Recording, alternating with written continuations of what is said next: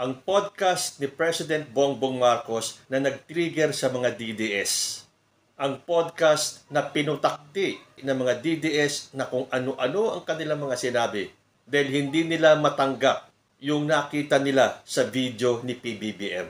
Isang taong napakabait, walang benggansa sa katawan, na kahit na anong pagbatikos ang gawin ng mga kalaban tulad ng kampo ni Sara Duterte, ay hindi po siya nagtatanim ng galit.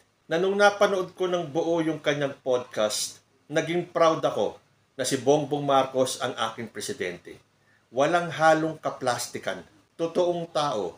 Hindi nahihiyang tanggapin kung meron man pagkukulang ang kanyang gobyerno. Very ready to reach out to the masses, to the people. At makikita nyo ang sinseridad sa mata ng ating Pangulo. Dahil lagi kong sinasabi, makikita po sa mata ang tunay na ugali ng isang tao. Kahit na pilitin niyang pagtakpan ang totoong nararamdaman. Magbait-baitan man siya, pero lalabas at lalabas sa mata yan. At dito ko napatunayan sa sarili ko na kung papipiliin din lang ako sa dalawang leader, kay President Bongbong Marcos o kay Sara Duterte, hands down, mula noon hanggang ngayon, I will stand by my President, Bongbong Marcos. Walang-wala po sa ugali ni Sara Duterte. Nakitang-kita mo ang paghihiganti, ang galit, at kung ilang demonyo ang naglalaro sa kanyang isipan. Hindi nyo makikita yan kay President Bongbong Marcos. So gusto kong i-share sa inyo, yung pong hindi pa nakapanood ng podcast ng ating Presidente, watch the podcast intently and kayo na ang humusga kung papipiliin kayo sa brand of leadership, Bongbong Marcos' leadership or Sara Duterte's way of leadership. Let's all watch this. Kumusta po kayo, Mr. President? Mabuti naman. Opo. Anong realization nyo na ganito po ang naging resulta po ng eleksyon? May kinalaman po sa administration slate. Para sa akin, I have two conclusions dito sa election. Una, nagsawa na ang Pilipino sa politika. Sawan-sawa na sa politika. Ang mensahe sa amin lahat, hindi lamang sa akin, kundi sa aming lahat, tama na yung pamumulitika ninyo. At kami naman ang asikasuhin ninyo. Tama rin naman eh. Yan naman talaga ang dapat natin ginagawa. Kaya mabuti. Tapos na yung eleksyon. Tama na yung politika. Tama na yung politika. Magtrabaho, maggawin na natin lahat ng kailangan gawin. So nagsawa ang tao. Ano po yung pangalawa? Yung pangalawa, disappointed ang tao sa serbisyo ng gobyerno. Hindi nila nararamdaman at masyadong mabagal ang galaw ng pagbubuo ng mga project na hindi pa nila maramdaman. Palagay ko ang nangyari dyan, dahil nung bago akong upo, sabi ko ayokong mangyari na business as usual. Dahil walang mangyayari sa Pilipinas. Hanggang doon na lang tayo, hindi tayo aalsa. Sabi ko kailangan natin baguhin ito. Kaya tinignan ko yung malalaking mahihirap na proyekto na long-term ang magiging effect. Yun ang trabahuhin natin. So tinatrabaho namin. Kaya ang lalaki, yung mga project na ginawa namin priority, yung mga tourism, yung mga health, yung mga puro malalaking proyekto. Ang problema sa malalaking proyekto, transportation. Medyo matagal eh. Matagal talaga. Kahit na super efficient, walang problema, tama, hindi nagka-problema. Matagal talaga yan. Isipin mo, yung subway, huhukayin mo yung para makadaan yung tren. Matagal yun, matatapos yan. Tapos na ako, matagal na akong tapos. Pero sabi ko, kailangan magagawa natin ito. Kasi kung hindi natin gawin, paano na, hanggang dito na lang tayo. Kailangan gumawa tayo ng bago. Ang nasa isip ko, may magandang kasabihan, if not us, who? If not now, when? Kailangan gawin na natin. Ngunit, ito talagang na-realize ko, na hindi natin nabigyan ng sapat ng atensyon yung mas maliit na bagay. Yung para maging masagbaginhawa ang pang-araw-araw ng buhay ng tao. yung pila sa tren, yung traffic, yung mga ganyang klase, para naman mas maginhawa ang buhay ng tao. Kasi iniisip ko, hindi, pag pinaganda natin yan, gaganda rin. Opo. Anong gagawin natin ngayon habang inaantay immediate, na? Hindi, anong gagawin natin ngayon?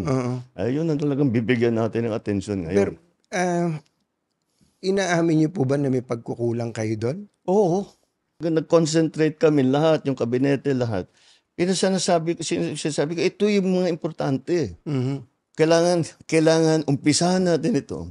At kahit wala na tayo rito, nasa lagay na yan, na tuloy-tuloy na yan. Kailangan ng talagang tapusin.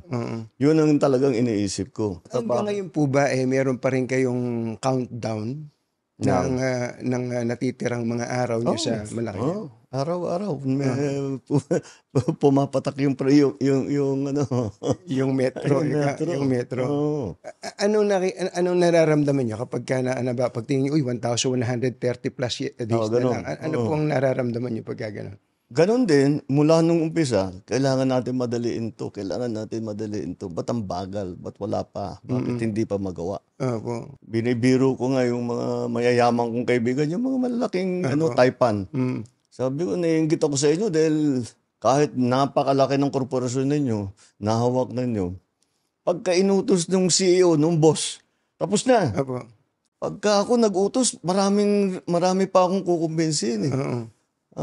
Sabi, dito sa gobyerno, pagka meron ka naisip na bagong initiative, bagong idea, siyempre ilalapit mo dun sa rank and file, di ba? Opo. Para ito, implement ninyo ito. Naku, ang sagot laging bumabalik. Ay sir, hindi pwede yan. Baka makuha kami, Totoo rin naman. Opo. Dahil patong-patong ang mga batas natin eh. Kung minsan, contradictory, lahat ng tao masyadong maingat. Opo. Which is okay na maging maingat. It is okay na magkaroon ng checks and balances. Pero wag naman maging paralysis doon sa bureaucracy. Nararamdaman ko po sa inyo yung frustration niyo, no? Na may gusto kayong gawin pero hindi niyo magawa. Pasensya na uli kayo. Tatanungin ko lang itong tanong na to. Masyado raw kasi kayong mabait. Marami nagsasabi sa akin yan. Oo. Anong gagawin ko? Maging masamang tao. Hindi ko naman mababago yung ugali ko. Pero siguro dapat nga talaga maging mas mabagsik talaga. Dahil wala kailangan talagang maging mas efficient mas mabilis ang pagdating. Kasama na siguro yan sa eleksyon namin dito sa naging eleksyon nakaraan. Pasensya na kayo uli, bagamat ang gusto nyo sana wag na munang politika bago lang natin iwanan yung eleksyon. Can you categorically say na ayaw nyo po ng impeachment? Yung impeachment, nasa Senado na yan. Pabayaan natin sila, may proseso yan. Pabayaan natin ang proseso. Ako, basta ang nasa isip ko, tapos ng eleksyon, balik sa trabaho. Gawin na natin lahat with the new lessons learned. Papasok na po kayo sa second half, kumbaga sa basketball. Papasok na sa second half. Binabanggit nyo kanina yung mga kailangan ng taon, yung agad-agad. Ako din po, yun din po ang nakita ko na agad-agad, especially yung tungkol sa bigas. Pagkain, number 1 yan no? Sinusumbatan kayo mula day 1 hanggang sa kamakailan lang, yung 20 pesos na bigas. Okay, tatanungin ko po kayo, nilaunch nyo po yung 20 pesos na bigas bago mag-eleksyon. At ang sinasabi na iba, nako, hindi sustainable yan. Patsi-patsi lang yan. Hindi maitutuloy ng gobyerno yan. Unang tanong ko po, ba't ba ngayon nyo lang ginawa yon? At pangalawa, hanggang kailan ba to? Baka nga patsi-patsi lang po ito. Sige. Ang tanong, bakit ngayon lang? Bakit ngayon lang? Kung kaya nyo palang gawin, ba't di nyo ginawa nung 2022 o nung 2023? Dahil hindi namin, nung 2022, 2023, 2000, hindi pa namin kayang gawin. Bakit? Ang key dyan, yung production. Kaya patayo namin ng irrigation, ang dami naming dam na ginawa, ang dami na naming pinamigay na makinarya. 2023, ang ani ng palay sa Pilipinas, pinakamataas sa kasaysayan ng Pilipinas. Nalampasan pa yun noong 2024. Opo. Kaya sa production, dahan-dahan inaalalay natin. Bakit ngayon lang na tayo nagbibigay ng tulong sa produksyon? Opo. Dahil ang Pilipinas, ang mga opisyal na spoiled. Basta't import lang ng import. Tapos, yung importation niyan, illegal and legal. Opo. Ang katotohanan, ang nakita namin, ang pang-control doon sa presyo ng bigas ay ang smuggled na bigas. Kaya nag-hoard. Opo. Yan. Ang una na, kung titignan ninyo, ang isa sa una namin ginawa, nag-raid kami ng mga warehouse. Etong pinakamalupit. Sinabi namin, ba't may ganito? At hindi na iniintindi, basta't puro ang import natin. Dahil ang nag-i-smuggle, mga official din ng gobyerno. Kumikita sila. Opo. O di bakit nila papalitan? Sige, pasok lang sila ng pasok. Hindi nila iniintindi ang production. Hindi nila iniintindi yung sistema. Hindi nila iniintindi ang presyo ng palay, ang presyo ng bigas, ang kikitain ng magsasaka. Wala ganun. Kailan po itong mga nag-i-smuggle? Basta ito yung nakita namin. Opo. Nung pag-upo ko. Meron talagang ganyan. Nung inipit namin yung mga smuggle at rineraid na namin yung mga warehouse, nabawasan yung supply. Kailangan namin ayusin yung NFA. Lahat yan, yung mga changes na ganyan, hindi ganun kasimpleng gawin. May batas na kailangan palitan, meron mga taong kailangan palitan, ibang konsepto na. So, ngayon lang namin nabuo lahat. Mr. President, ang isa pa pong importante sa tao, kalusugan, di po ba? Meron naman ng kung anong nahihingi ang mga tao, pero pagpunta nyo sa ospital, lalo sa public hospital, ang hahaba pa rin ng pila. Yun ang problema. Hindi po ba ang haba ng pila? Tapos yung mga tao, parang hindi pa rin nila alam na meron palang mga programa ang gobyerno tungkol sa ganito. Number 1 po dyan, yung tungkol sa PhilHealth. Ano ba pwede natin gawin sa PhilHealth para wala na talaga halos babayaran ng mga tao sa Pangasinan Hospital? Malapit na tayo doon. Opo. Malapit na tayo doon. Nabanggit mo na rin yung mga pila. Nakapunta na ako sa ospital, 200 ng taong nakahilera. Grabe, ano? Oo, dalawang oras bago nila maibigay yung papeles nila. Digitalization lang ang sagot dyan. Dahil pinaparami talaga natin ang member, pinaparami na talaga yung binibigyan ng benepisyo. Hindi na pwedeng kinakamay. Kailangan talaga nasa computer na eh. Opo. Kaya yun ang unang ginagawa nitong si Dr. Mercado na namumuno ng PhilHealth, ay inaayos niya na mabuti yun. Pangalawa, dumalaki ang benepisyo na binibigay ng PhilHealth mula noong 2022 at mas malaki na ang ibinabayad. Mas marami ng serbisyo. Nandungkot nga ako, may nakita akong survey. Opo. Tungkol sa PhilHealth. Sabi niya, sana yung presidente, ang PhilHealth ay tugunan na nila yung top 10 diseases or sicknesses in the country. Opo. Alam mo kung bakit ako nalungkot? Bakit po? Ginagawa na namin. Hindi lang alam ng tao. Kaya sinabi mo. Opo, hindi Ginagawa na namin yun. Pero patuloy, kung titignan talaga at pag-aralan. Mr. President, nasaan ho yung pagkukulang? Andyan na pala yung programa. Bakit hindi alam ng tao? Yun ang problema din. Siguro naging problema namin. Dahil yung tao, kasama na rin yata sa analysis dito sa eleksyon. Opo. Hindi alam ng tao yung ginagawa namin. Opo. Nagugulat sila kung minsan pag sinasabi namin, eto, pwede na kayo dito, meron kayong ganito, meron kayong pwedeng benepisyong ganito. Hindi nila alam na na pwede silang mag-claim ng ganon. Halimbawa, tinignan namin ng isang araw, dialysis. Sabi ko, ba't di natin pwedeng libre? Libre lahat. Kasi may binabayad pa yung nagda-dialysis eh. Tama po. Paano gagawin yan? So, tinitignan namin yung numero. Kung ano yung pondo ng PhilHealth, para diyan, ano bang pwede nating ibigay?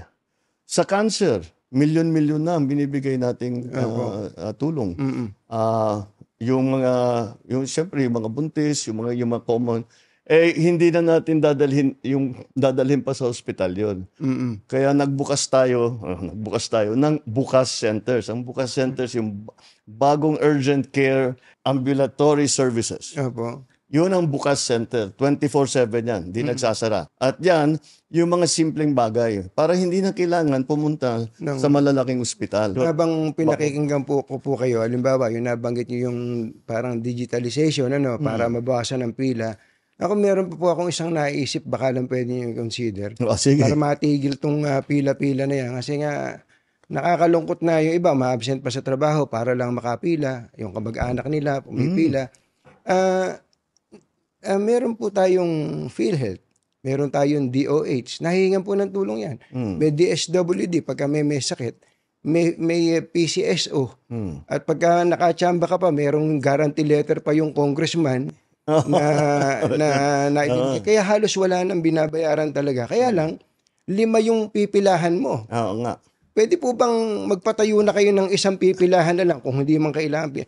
Para diretso na po ang tao. Para tutulungan mo din lang yung tao, wag mo na silang pahirapan. Lahat yan, ang problema talaga. Old style ang ginagawa eh. Opo. Yun na nga, di kamay. Opo. Kaya, yun, meron tayong mga app, e-gov app na ganun. So, ginagawa namin, hanggat maaari, huwag ka nang pupunta sa kahit na anong opisina, doon ka lang sa bahay mo. Now, kasama doon, kailangan may internet. Opo. Kaya pinapalawak din namin ang internet coverage para yung mga nasa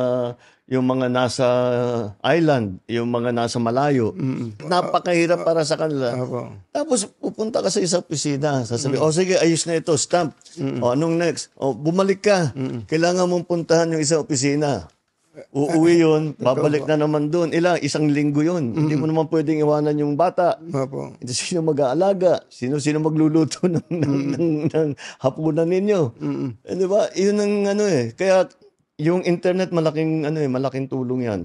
Talaga ang dream ko na lahat ng serbisyo ng gobyerno hangga't maaari, yung payment sa gobyerno, pati payment ng gobyerno sa iyo, yung pag-apply ng kung ano-ano, gagawin natin by computer para hindi na mahirapan ang tao. Hindi na kailangan bumiyahe ng kalayo-layo. Opo. Napaka-importante po nun. Pero ang isa pa pong importante at tingin ko ay naririnig nyo rin, yung may kinalaman po sa peace and order. Oo. Hindi, magre-report sa inyo yung pulis. Sasabihin ng pulis, bumaba ang antas ng krimen, ni-report ni ganito, bumaba wala na yung ganitong mga hold up, etc. Pero pagpunta mo tinanong mo yung tao, ano ba pakiramdam mo? Naku, hindi na ako makapaglakad ng gabi. Yung anak kong estudyante, hindi makalakad, makahablutin na lang dyan.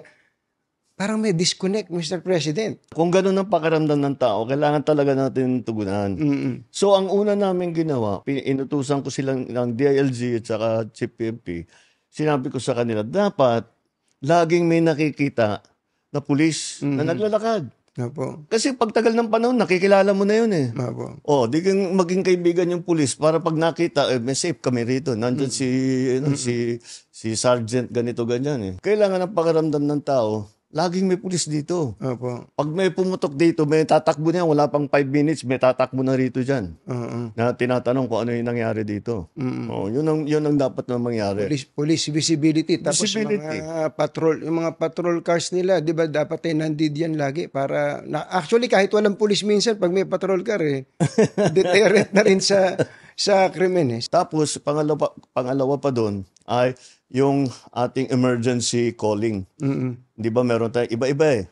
Bawat bayan, 119, 119, 911, 999, kung ano-ano. Opo. Gagawin namin isa. Yung pong drug situation.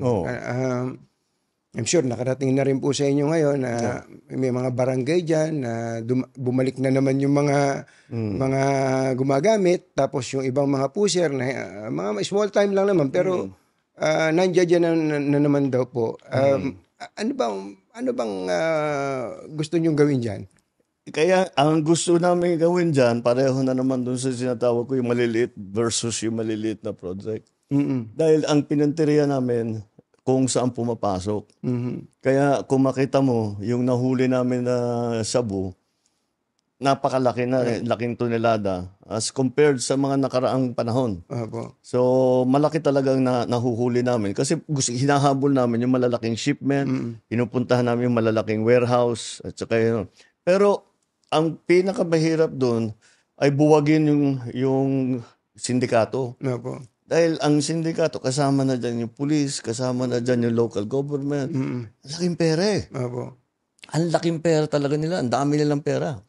Kaya kahit sa'yo, yung mga judge, kaya nilang bilhin lahat. Para prosecutor, kaya nilang bilhin lahat. walang panama yung sweldo nila sa gobyerno doon sa binibigay ng mga sindikato.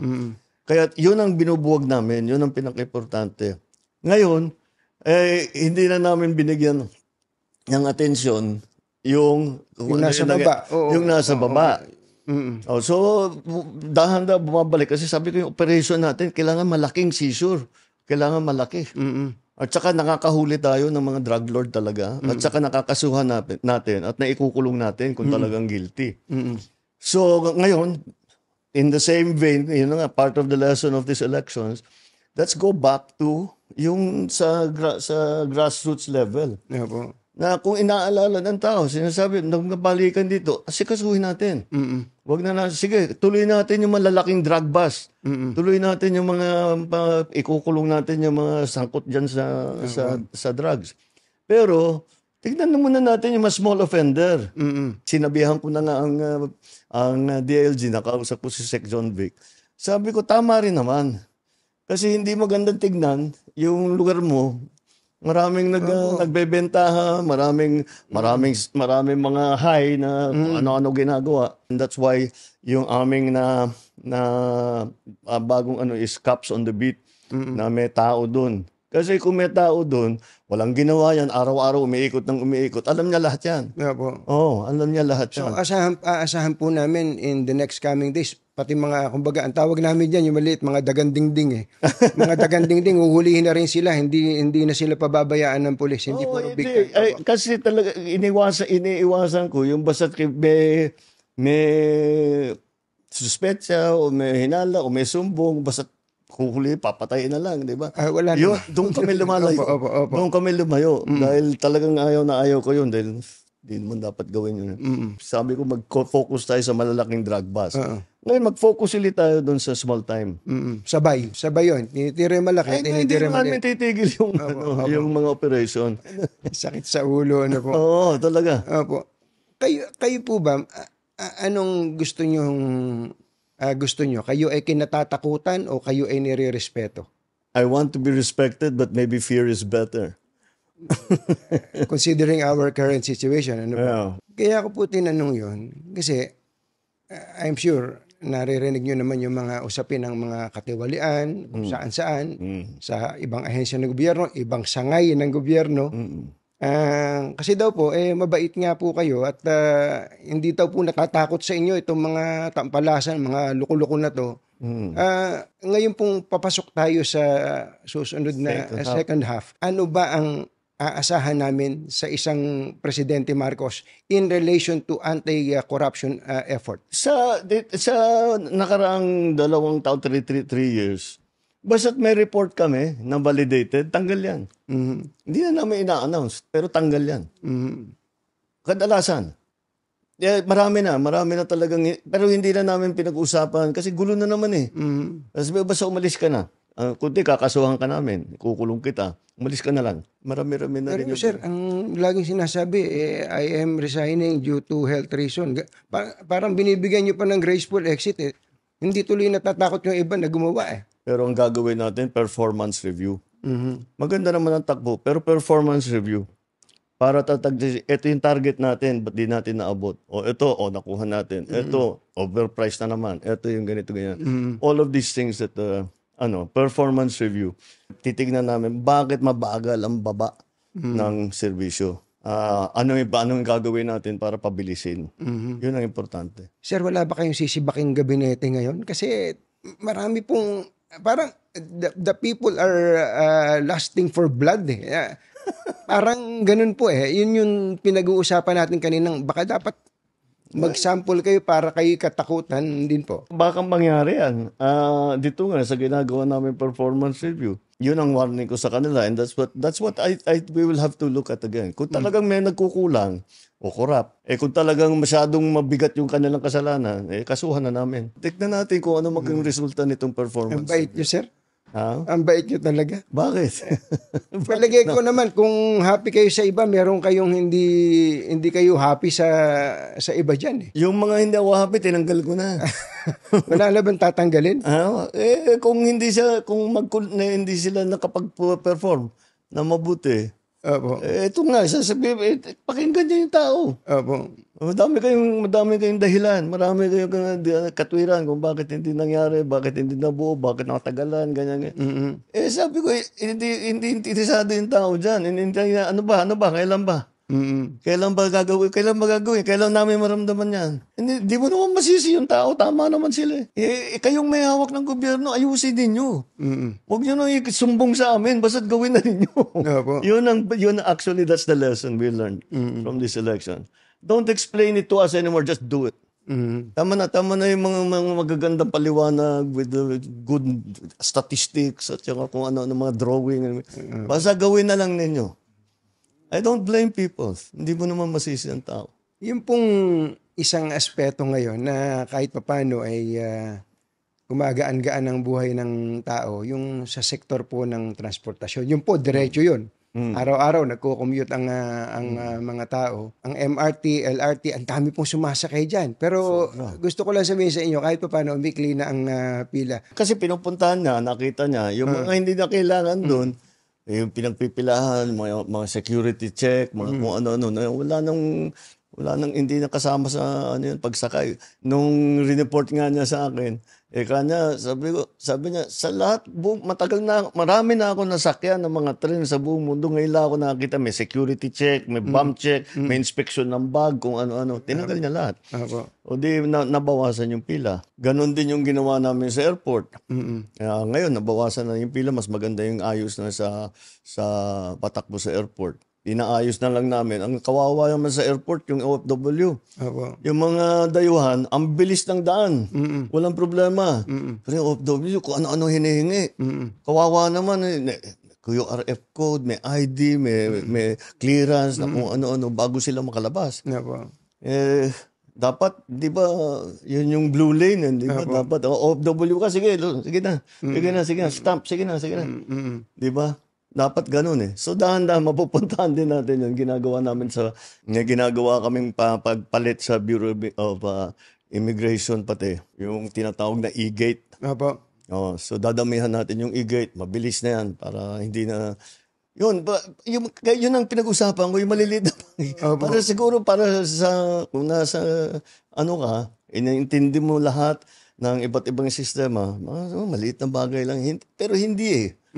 Nararamdaman ng tao yun. At yun ang hinahanap nila eh. So, ibigay natin sa kanila. Mr. President, kayo po ba, sa puso ninyo, gusto niyo bang makipagkasundo pa sa mga Duterte? Oo. Ako, ayoko ng gulo. Gusto ko makasundo sa lahat ng tao. Mas maganda, marami na akong kaaway. Hindi ko kailangan ng kaaway. Kailangan ko kaibigan. Kagaya na sabi ko sa'yo, pagka... hindi ko... Magko-confess ako dito. Pwede naman po, para akong pari po nito ngayon. Po. Ewan ko, kahit hanggat maaari, ako, ang habol ko, yung stability, peaceful, para magawa namin yung trabaho namin. Kaya ako, laging akong bukas sa ganyan. I'm always open to any approach na, alika, magtulungan tayo. Diba? Kahit hindi tayo magkasundo sa polisiya, hindi tayo magkasundo. Gawin nyo yung trabaho, pero wag na tayong nanggugulo. Wag na natin, tanggalin natin yung gulo. Grabe, no? Parting shot nyo na lang doon po sa mga kababayan natin na siguro ay somehow nabawasan po ng pagtitiwala sa inyo para mabalik po yung tiwala nyo sa kanila. Ano po yung gusto nyo sabihin sa ating mga kababayan? Well, asahan nila na tayo naman, kahit nasa matataas na posisyon, asahan nila lagi kaming nakikinig. Lagi kaming nakikinig sa kanilang hinain, sa kanilang nagiging problema at tinahanapan natin ng long-term solutions. At ngayon, talagang ipamadaliin na namin yung immediate solutions na pwedeng gawin kaagad. At yun ang mararamdaman ng taong bayan mula ngayon. Mr. President, salamat po. Salamat ka. Thank you. Thank you. Ayan, matapos nating mapanood ang podcast ni President Bongbong Marcos, ano ang masasabi nyo? Lalo na yung last part na sinabi niya na open siya for reconciliation. Nakitaan nyo ba na nangatog sa takot si President Bongbong Marcos dahil sinasabi ng mga DDS kaya naglabas ng ganyang podcast si President Bongbong Marcos dahil talo na daw siya ni Sara Duterte. Kaya siya natakot daw si PBBM sa bloodbath ni Sara Duterte. At yung sinabi ni Bato de la Rosa na kailangan daw magpakita ng sinseridad itong si Bongbong Marcos bago daw magkaroon ng reconciliation. Comment lang po down below and I will see you in my next video. Diyos ti Agnina.